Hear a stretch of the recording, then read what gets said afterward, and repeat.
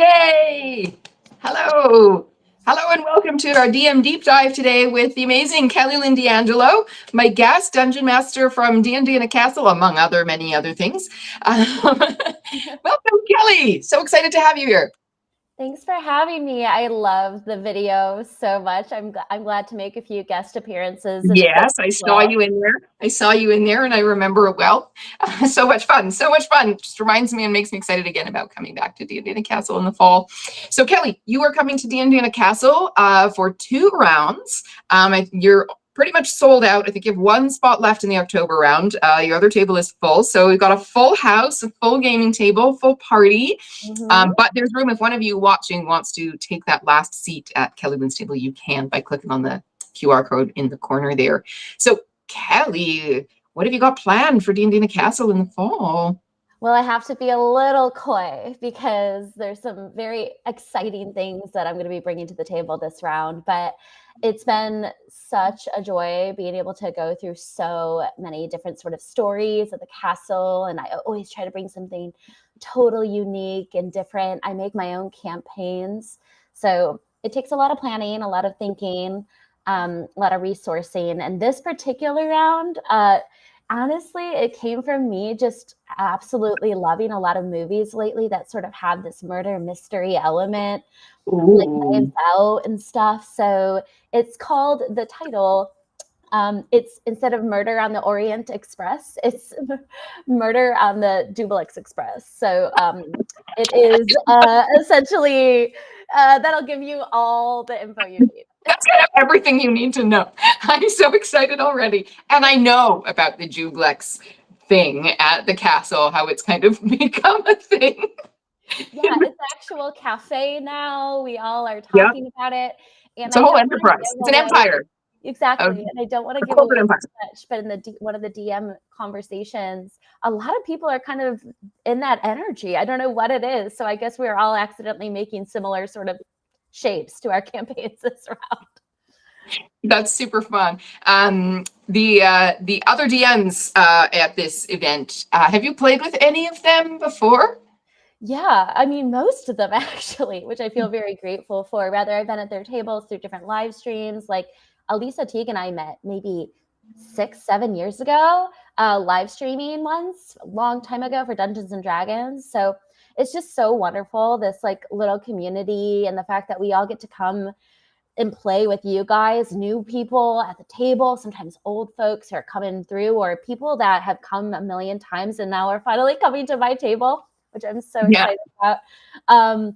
It's just a joy. It's a literal community, and also just the biggest adventure possible because you're in the most gorgeous place. So it's great. Yeah, I find that our Dungeon Masters, the lovely thing about D&D in a Castle and our Dungeon Masters is how kind of mutually supportive they are, how much they all, become so close and friends and help each other out with their campaigns. And this, for those who haven't been at a Cafe Jublex castle before, it's become like this little kind of Easter egg. I don't know if that's the right term, but this kind of little thing that pops up. And now and again, we didn't know that like oozes were such entrepreneurs and corporate stooges. I don't know. They're like sponsoring pirate ships and they're like serving lattes in the underworld. I don't know. Like they tend to just sort of pop up, and it's grown up just very organically from different people's ideas that have now become kind of lore of the castle. And now to the point I want to build like a whole campaign around it. Like it's ridiculous. Hey, D&D, get in on it. Come on. Are you planning anything special for the fact that it's a Halloween castle in the first round? Because our final gaming day is right on Halloween. I am. I'm so excited. I actually have a lot of stories with Halloween. I get haunted a lot. Spooky stuff goes down. I know I'm going to be in a spooky castle, so I have to be like kind of prepared mentally for that as well. But I think it's going to be the most fantastic place to like ring in just a very, very dramatic and spooky and sort of haunty story. I remember my first game at this castle, I actually did bring like kind of a spooky, haunty story, but went in a totally different direction. So I'm really, really excited for this one because the players are really going to be incorporated into the story depending on what they, I love when like players give me a good backstory, just give me a lot to work with, and are really down for like whatever will unfold. The last game ended in very happy but powerful tears. So I don't know if I'm going to get to that level this round, but I really want people to walk away with being like, that felt like a movie. Felt like a movie. Yeah. And I have so many questions I want to talk about. You are a writer as well, and you write stories and plays and scripts and things. And you recently were part of a what am I trying to say? Comic book project that was very exciting. How does your sort of identity as a writer? How does that interplay with your dungeon mastering style and your campaign preparation and that kind of thing? For me, writing is just such an extension of my storytelling in general. I love theater. You know that, Tara. Like very, very well. I am like obsessed with it. So I think for me, writing becomes sort of a very ingrained element into how I storytell, including my also 10 years of improv. Mark Meir also has decades of improv experience, and he really brings that to the table. But I think for me, my improv is more writer driven. So as my stories are unfolding and I have the beats laid out, I have the plot points laid out and the situations laid out, what I'm really listening for and trying to see is what's feeling satisfying, what's developing a character, why does every single person at my table feel like their character is advancing. And oftentimes I don't think people quite think on that like writing level, not just setting the stage, but really thinking in terms of how your players are interacting with the plot. And it's really about them. It's about them having a good time. It's about you having a good time as well. So as long as you're curating a really epic story and everyone's feeling like they're getting some level of satisfaction out of it, I mean, that's what writing is. When I write for TV, when I write for film, when I'm writing even a comic, it's really about arcing that story in a direction where you feel like you begin somewhere and you end somewhere. Yeah. And your characters, your players, and give you, their, as you say, their backstories and such, and give you stuff to work with and to build into the campaign. Do you find that players at D&D Castle are more oriented that way and more invested and committed to the story, or do they give you more than other players? I think they come to show up in like a way that is just like ready to go. I have no other way to describe it other than like summer camp energy, but like super excited, not like, oh, my mom and dad put me here and I have to show up to summer camp. No, it's like, I'm going to sign up for all the activities. I'm going to invest fully in commitment to every single thing that I want to do. And that's the thing that I really remember the first time I did the castle years ago now, which is crazy. But the first time I did it, I was blown away by how I laid out all the story points and they got through all of them. Like everyone at that table was just so masterful in being like on it. And I walked away being like, that was an incredible table and an amazing experience. I got my first game, I got to play with 2 pairs of father-son duos, and just getting to like sit there and see them work with their kids and like how the sons like interacted with it was just a joy. And every single time I come to the table, you never know what you're going to get. You never know what it's going to be like, but it's always a story for a lifetime. I know you've been chatting with your players in the background. For those who don't know, there's a we call the digital tavern. So everybody meets in a tavern beforehand and chats with the DM and chats with each other and shares a character backstory ideas and their character stuff, and gets ready for the castle so they can hit the ground running. So I know you've been back there with your players. What do you think the castle that your groups are going to bring? Like, what do you think what's the flavor going to be like based on the characters and the people, the players that you've got this time?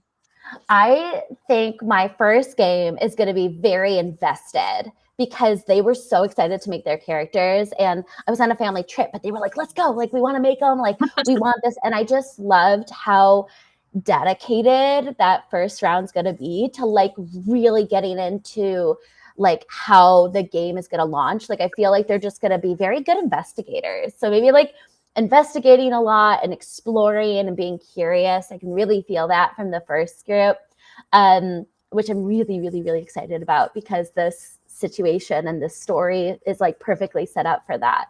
The second group serves a lot more like a little bit more like woohoo, like there's this like sort of funness and this sort of like silliness. Even some of the people, how they've described their characters, there's a lot of playfulness in it, and a lot of flexibility. I can already tell that they're like, yeah, I don't mind if you play this, or how will this help the party? And I love that spirit of collaboration happening in the second group.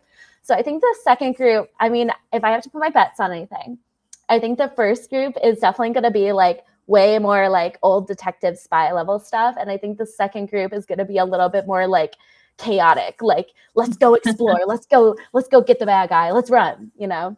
So cool. And as a dungeon master, what would you say are the kinds of things that are different about your game based on sort of your dungeon master style and what you bring to the table? Kind of makes your game different from other people's games?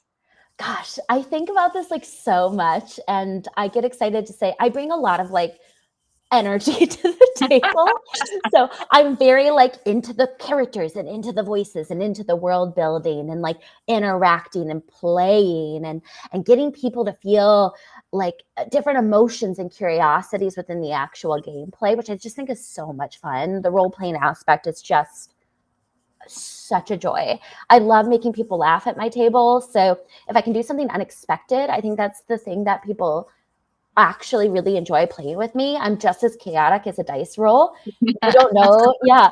You don't know if you're going to get like this really cute kid who's genuinely super cute, or you're going to have like this terrifying demon voice come out of the kid. Like, it's somewhere in the middle, and you never know which way I'm going to go. I think one other thing that I've really thought about more recently, and I think this is true, is that I am really, really good with like mechanics and rules.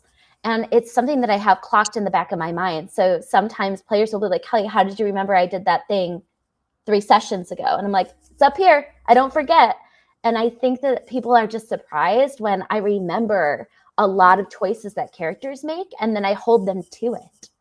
And they're like, oh yeah, I did cast Moonbeam. I forgot. And now I have to drop that. And like, oh no, that's terrible. Or I'll tell people, hey, you guys, just like before you make this choice, maybe double check. And that's oftentimes me telling them I know something that they forgot. So I think as a DM, I'm also playing the game a little bit, and they're not really expecting that. But it makes for a really fun, accountable, and adventurous table. So yeah. Awesome. So how did you get into D&D? D&D is a crazy story. I think like everyone has their own origins. Mine's really, really, really silly. I was at community theater, and as you know, the queer community is all over theater community. I was driving back home with a car full of gay men. I was 16 years old. And one of them turned around and said, Kelly, do you want to do something? And I was like, sure. We have an hour or two before I need to go home. Rehearsal wrapped early. And it's my friend Nick, and he turns around and he goes, do you want to play Dungeons and Dragons? And I like gasped, because I come from like a very, very conservative little hometown. And I think at the time it was taboo already to be in a car full of queer men at 16. But then to play D&D, I'm like, yeah, let's do it. I'm such a rebel. Let's go. I was a theater rebel. So that's how I started playing D&D, after theater rehearsals. That's so much fun. And how long have you been dungeon mastering for? Did you get into it right away, or did you kind of come to it later? I came to it later. I was just a player for about 8 years. And then I was like in my early 20s, and I was trying to find more games to play. And I felt really intimidated by a lot of the local game stores at the time. They're much more inclusive, I think, once you're able to like, go nowadays. But this was, 10, 14, 15 years ago. And so I remember walking in and being like, okay, I just don't feel comfortable. I think I'm going to have to DM. And so I spent a year training myself. I played like 4 to 5 games a week. I studied the rule book about 18 times. I read through it. I was just so dedicated to becoming like the best DM possible. So that way everyone loved my games. It was a lot. It was not that simple. It was a lot of learning as I was going. Like my first game I played, I think I played with 16 players. Don't do that, you guys. Don't It's not a good starting point. No, it was dreadful. It was so hard to play. I was like, well, this is fun. And so again, I learned as I went, but I've been playing professionally now for almost 13 years, 12 years as a DM only, though I've known the game for over 20. And I'm just, I don't know, I'm really grateful. I'm really grateful I get to be a DM. I think it's my favorite thing to do rather than actually play the game. I like being a DM. Yeah. I feel like you're somebody who doesn't do anything by halves, if you know what I mean. So it's like if Kelly Lynne's going to DM, she's going to really DM. Like my first game of D&D was run by my 9-year-old older sister. It was the Red Box Adventure, circa 1987. So, you know, you can DM as a 9-year-old, but I think that there's like, you can go, the entry level is low, but there's so far you can go. Do you know what I mean? It's almost unlimited how much you can develop as a dungeon master. In terms of D&D in a castle, I know your origin story, but tell the people how you came to be involved in D&D in a castle and what experiences you've had at D&D in a castle. Yes. So, I mean, again, it was such a joy getting the recommendations early on since, like, again, I big online personality with D&D, and I started with Girl Scouts Glory, which was the first ever all-girls streaming group online. We're still in talks. We're still figuring out what we want to do next, but a lot of the girls have had children and or moved out of the city. You know, that's something that people just don't think about with all women's group. Like literally our bodies, our lives, especially when we're in our late 20s, early 30s, you know, we have families and we have dogs and we have lives. So I'm so grateful for playing with them for 4 or 5 years, and underneath as well, D&D, proper D&D, actual Wizards of the Coast, you know, oversaw our stream. I also got to work for many years at Geek and Sundry, and it was such a joy being able to get all of those recommendations from everybody I worked with there to you guys. And then I think I was connected with you, Tara, and I think maybe Kim. And the next thing I know, I was like, let's go, let's do it. I had heard such good things about the first castle, and it just the magic of it. I was like, I can't wait to be a part of something that I know I believe in and I know I can see. And so I feel like every single time that I've gotten to go, whether it be from different castles, because originally I was at a different castle and now we're at, you know, Lumley, and it's just so wonderful. And I remember as we were going through it, like seeing people's experience and just, again, sometimes archery, sometimes there's birds, sometimes there's dancing, sometimes there's interactive elements. Like you guys really worked with us for over the course of years now. And it's sort of like we've made it all like together in a way. The interactiveness, the games, you brought in the dancing, which I love. I know that a lot of nerds may not want to get on that dance floor, but let me tell you, you see me in that clip and I'm smiling and holding hands and swinging people around because it brings me so much joy. So I'm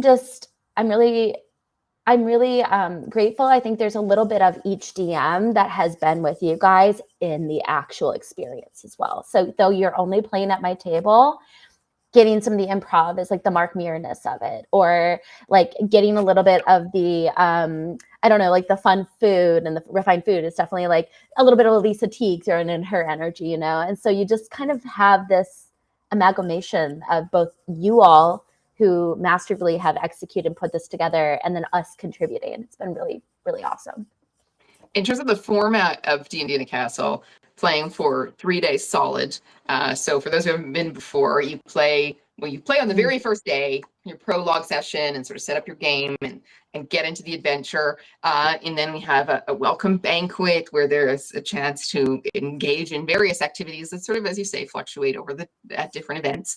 So you never know exactly what you're coming for, but we like to keep a little surprise. And then you game for 8 hours a day and 2 4-hour blocks each day. For 3 days. So you get at least 24 hours, and very, very often, if not almost always, more, but at minimum.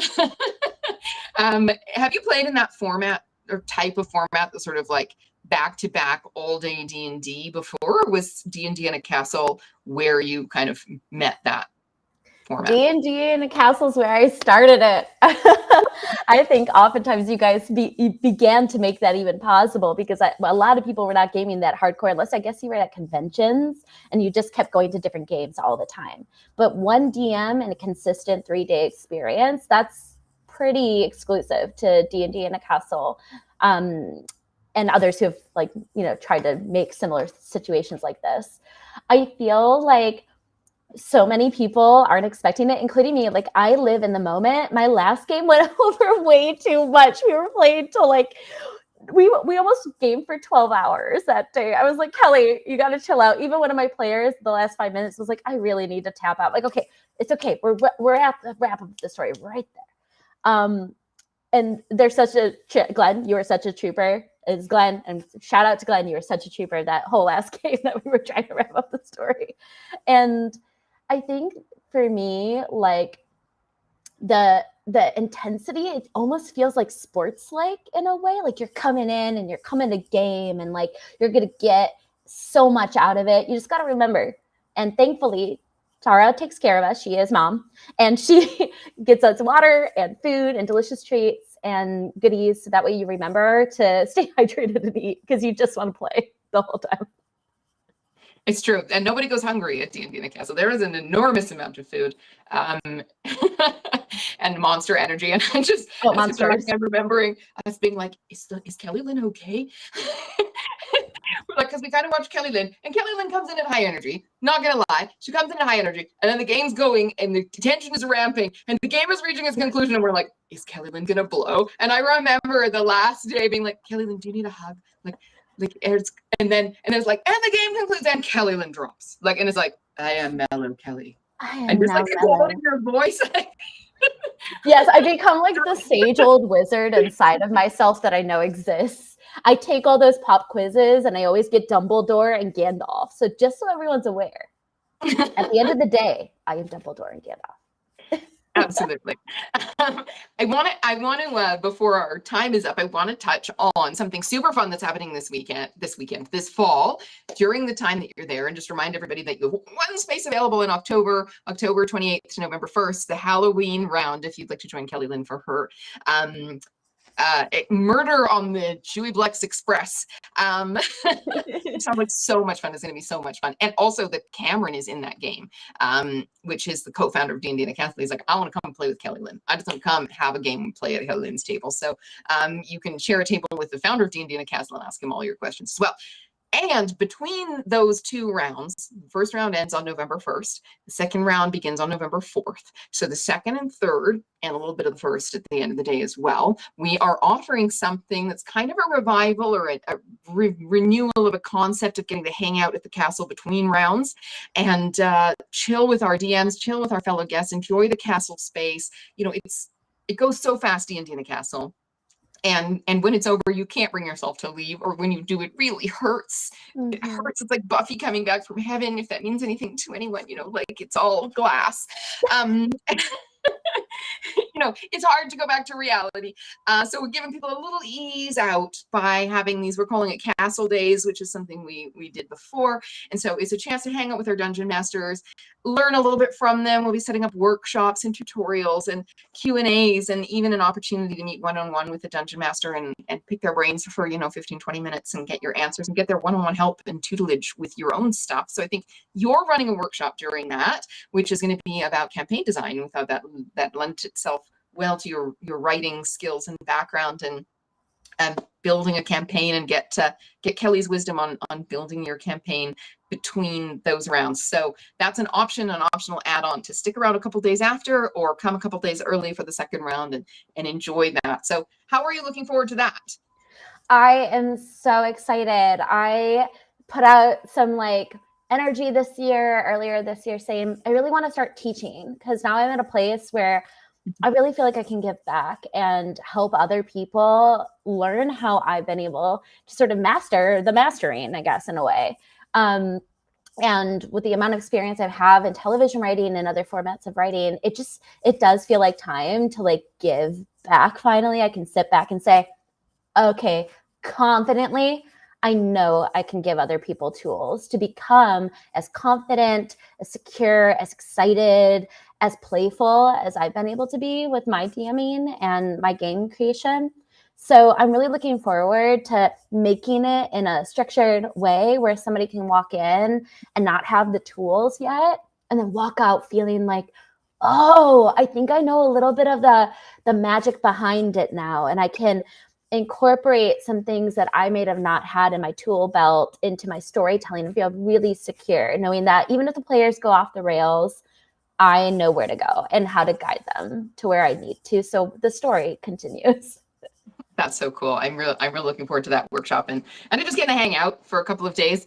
And I can't guarantee that there won't be spontaneous karaoke and improv games with Kelly Lynne. I think you might have to work hard to avoid such things in a castle. Sometimes I manifest karaoke, and I'm not even at the karaoke. I gotta be more on the karaoke. I love karaoke so much, and I just want to. Anyway. Yes, Tara is speaking the truth.